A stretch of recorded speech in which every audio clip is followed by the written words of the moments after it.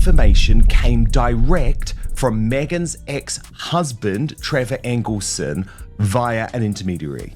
And obviously Trevor Engelson is a very successful TV producer. He now has his own family. He's very happy. The story you're about to hear was never meant to breathe. Not because it's fake, not because it's exaggerated, but because it's uncomfortable in a way polished narratives hate. Because once you hear it, you can't pretend you didn't. This isn't soft, it isn't kind, and it definitely isn't clean. For years, the world has been fed one carefully prepared version of events. Smooth edges, perfect timing, a life story trimmed until it fits neatly into interviews, documentaries, and glossy profiles. But there has always been another version, one that didn't make it past the editing room, one that was quietly erased before anyone thought to ask questions. And right in the middle of that erased beginning stands a man who stayed silent long enough for history to be rewritten without him, Trevor Engelson. This is what happens when the person who knew the beginning finally stops staying quiet, when the past refuses to stay buried, when a chapter that was deliberately removed starts clawing its way back into the light. What you're about to hear doesn't just add detail. It doesn't just complicate things. It changes the entire shape of the story you thought you knew before the royal titles, before the cameras followed every step, before the speeches were rehearsed and the interviews carefully framed. Meghan Markle was just a young woman trying to figure out who she was. No palace walls, no global fascination, no brand to protect. And during that messy, unguarded time, there was someone close enough to see everything before it was cleaned up. Trevor. He wasn't royalty. He wasn't part of a fairy tale. He knew her before the narrative became controlled. He knew her when life wasn't curated, when mistakes weren't buried, when nothing was being watched. Long before the world cared, he was there, close enough to notice what never made it into the official version. People like to believe fame erases the past, that once someone steps into the spotlight, everything before it fades away. But that's not how it works. The past doesn't disappear. It just gets quieter. And according to whispers tied to people who knew Trevor well, there were things about Meghan's early life that didn't match the version later sold to the world. Not tabloid chaos, not Hollywood scandals, something deeper, older. Something that had been carefully removed. This wasn't about ambition or image polishing. This was about a missing chapter. A chapter erased so completely that most people never even noticed it was gone. But once you start looking closely, you see it. A blank space where time should be. A year that vanishes without explanation. A stretch of life that fades into total silence. That silence didn't happen by accident. To understand where it begins, you have to go back to Las Vegas. Not the bright lights or crowded casinos, not the glamorous version people imagine, but a small wedding chapel tucked just off the strip. The kind people walk past without ever noticing. It was the mid-1990s. Meghan was just 18, unknown, unfamous, invisible, no cameras, no reporters, no headlines. Inside that quiet chapel stood Meghan Markle and a man named Joe Giuliano. No spectacle, no white dress moment designed for photos. Just two young people and two family witnesses. Quiet, private, simple. And then something important happened. They didn't just exchange words. They signed papers, a marriage certificate, ink on paper, legal, binding, real. There were no photos, no announcements, no celebration.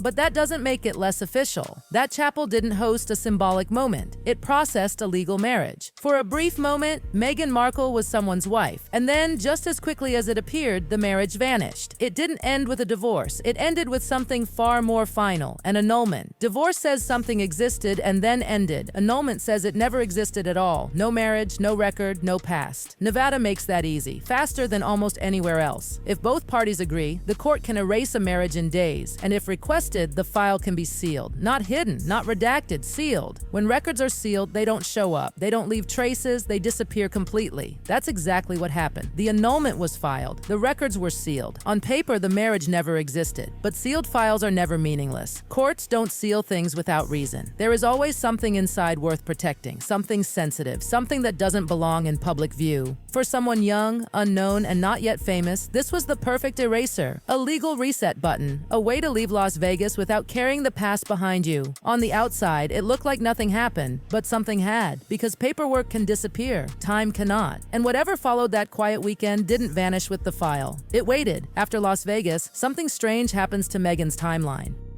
It doesn't move forward, it drops out. Officially, the explanation sounds harmless. A gap year. Time before college, travel, self-discovery, a break before starting at Northwestern. It sounds reasonable, except the proof isn't there. No travel records, no program documents, no photos abroad, not a single verified image standing in front of anything. For an entire year, there are no footprints. Instead of airports and postcards, there is silence. According to accounts connected to the Giuliano family, Meghan didn't travel at all. She stayed put. Quietly, in Chicago, away from attention, away from Hollywood, allegedly living under the Giuliano family's roof. This missing year isn't empty, it's sealed. And midway through that silence, the story takes a turn that is hard to hear and impossible to ignore. According to whispers from people close to that household, Meghan gave birth. Quietly. No public hospital under her own name, no photos, no congratulations. Just a baby girl, born off the record, and then a decision was made. The Giuliano family would raise the child as their own, a new identity, a new name, folded into their household and protected by silence. Meghan would step away, never publicly claiming her. One relative later summed it up in a single sentence that still lands heavy. She was Meghan's before she was ours. That line doesn't sound like gossip. It sounds like memory, like something lived, decided, and then buried. A life that continued forward without her name attached to it. By late 1995, the arrangement was complete, and then Meghan vanished again. When she reappears, it's like a rebirth. Northwestern University, theater program, new friends, new direction, organized, ambitious, promising. This is the Meghan the world eventually meets. And at the same time, something else happens. All contact with the Giuliano family stops. Completely. No visits, no calls, no gradual fading, a hard stop. The Las Vegas marriage is never mentioned. The annulment is treated like it never existed.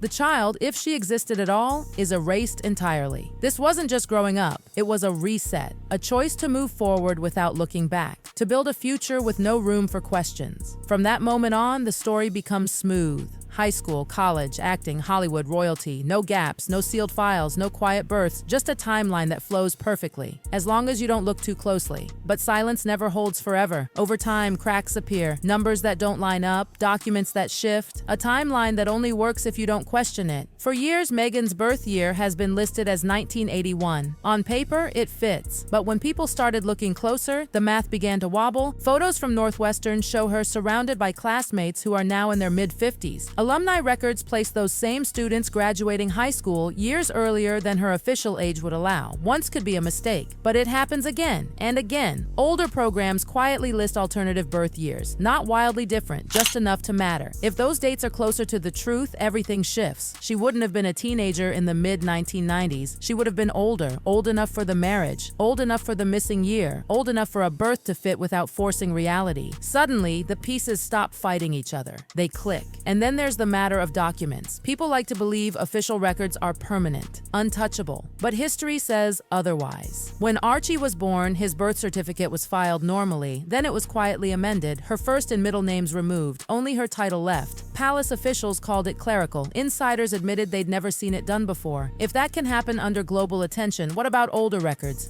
High school files, travel logs, court documents from a Las Vegas courthouse in the 1990s. Records don't need to be destroyed to disappear. They only need to be controlled. Sealed files, adjusted dates, quiet amendments. And once that possibility exists, the annulment and the missing year stop looking accidental. They look intentional. If a child was born in 1995, she wouldn't be a child now. She'd be nearly 30. And according to quiet recollections from Chicago, there was always someone there. A young girl at family gatherings. Never explained, just present. One relative described her like this: she's part of the bloodline, but nobody talks about her anymore. Recently, whispers suggest this same woman has had a child of her own. Quietly, no announcements, no acknowledgement. Another life beginning in silence. If true, the implication is staggering. It would mean Meghan Markle isn't just a mother, she's already a grandmother, a generation erased from the story. And this is where Trevor's role matters. He knew her before the reset, before the Polish, before the narrative was clean. According to people in his circle, he quietly confirmed what others only sensed. Her past wasn't refined, parts of it were buried. Secrets don't disappear, they wait, in sealed court files, in mismatched photos. In memories people stop finishing out loud, and sometimes they return through the one thing no document can erase: blood. The question isn't whether this chapter exists, the question is what happens when it finally opens. And that's the part no one likes to talk about. Because blood has a way of pulling truth to the surface, no matter how deep it's buried. You can seal files, details. You can edit timelines. You can smooth over interviews and polish biographies until they shine. But you can't unmake a human connection once it exists. If there is a daughter who grew up knowing pieces but not the full picture, if she was raised with silence instead of answers, that silence eventually becomes heavy. Questions don't disappear just because no one answers them. They sit, they grow, and sooner or later, someone starts asking why their story feels incomplete. Imagine reaching adulthood and realizing your beginnings don't line up, that names were changed, that records don't exist where they should, that people go quiet when certain years are mentioned. That kind of truth doesn't explode all at once. It seeps, and once it does, it doesn't just rewrite the past. It threatens the future. Because if one erased chapter comes back into focus, it forces everything else into question. The carefully managed image, the timelines that suddenly feel too perfect, the insistence that nothing existed before a certain point. It all starts to look less like coincidence and more like control. And that's why this story matters now. Not because it's shocking, not because it's dramatic, but because silence only works as long as everyone agrees to keep it. And people don't stay quiet forever. Trevor didn't rush to speak. He didn't chase attention. He waited. And waiting is what makes his silence powerful. Because when someone who knew the beginning finally allows the truth to breathe, even quietly, it rattles everything built on top of it. The past isn't knocking anymore. It's standing at the door. And the longer it's ignored, the louder it gets.